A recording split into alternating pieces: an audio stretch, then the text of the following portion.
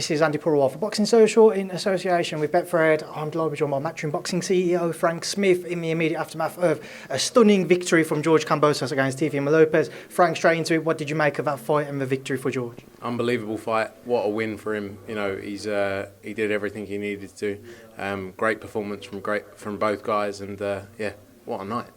Heading into the fight, Teofimo was a big favourite. Many expected him to look good against George tonight and to win comfortably.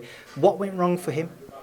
I mean, who knows? You know, George Kambosos did everything he needed to, didn't he? You know, he went in there, got that knockdown early on in the fight, and he stuck in there even through those hard rounds. You know, Teofimo came on later, but he stuck in there.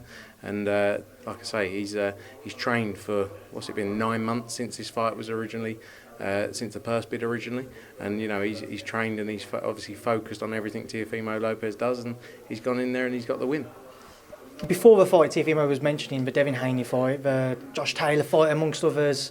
Do you think he was overlooking the challenge of George Kambosos?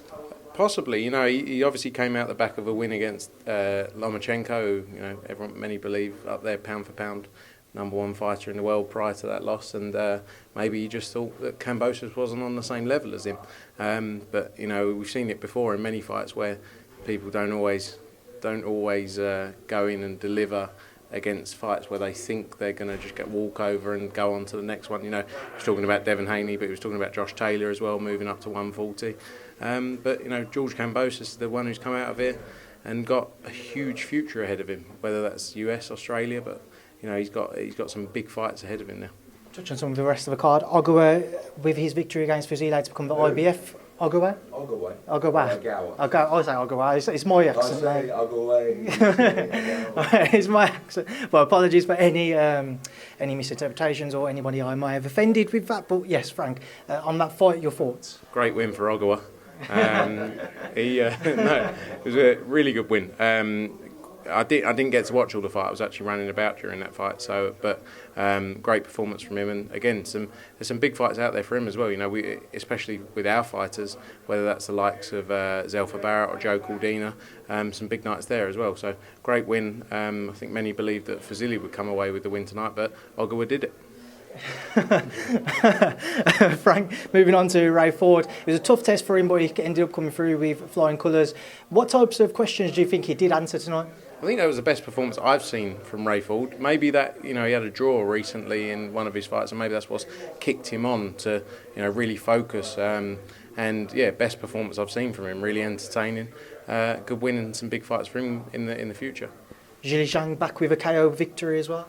Yeah. Zhili Zhang, again, heavyweight division. You know, there's so much going on in the heavyweight division. Lots of opportunities for Zhili, and you know, he's going to move very quickly from here. You know, there's a real step on now into big fights. You know, that was obviously a bit of a comeback fight after the tough test he had in his last fight back in February. So you know, it was good to get that win, and you know, be back out again soon in a much bigger fight. I'm sure in sort of early part of next year. Final one, Frank, because Eddie's walked off and he stopped bullying me for my accent. Khan-Brook seems to be ready for February next year. I just want to get your take on us potentially finally seeing that fight. Yeah, look, it's been a long time coming. You know, unfortunately, it hasn't happened in its prime. Still a big fight. And you know, let's see. Is it a 147 or 150 or I don't know. No details. Let's see what happens with it. But good that it's finally happened. Press conference on Monday by all accounts is what the word is, so look forward to that. But Frank, I appreciate your time. Enjoy the rest of your time in New York until I see you next week in Vegas, and then you can finally look towards going home. Yeah, can't wait to get home. It's been a long 3.5 weeks, but looking forward to a big week in Vegas. Devin Haney goes in there, Jojo Diaz, you know, and after watching tonight's fight, anything can happen. We've seen it with Kid Galahad the other week against Kiko Martinez, with Terry Harper against Alicia. You know, anything can happen in these fights, and it's shown again tonight. You know, George Kambosos was the big outsider. He's gone in there and he's delivered. And that's the great thing about boxing. That's why we love doing it. So, big fight next week, Devin Haney, Jojo Diaz. Can't wait for that one. Frank, appreciate your time as always. Thank you for speaking to me. Thanks, mate. Thanks for coming.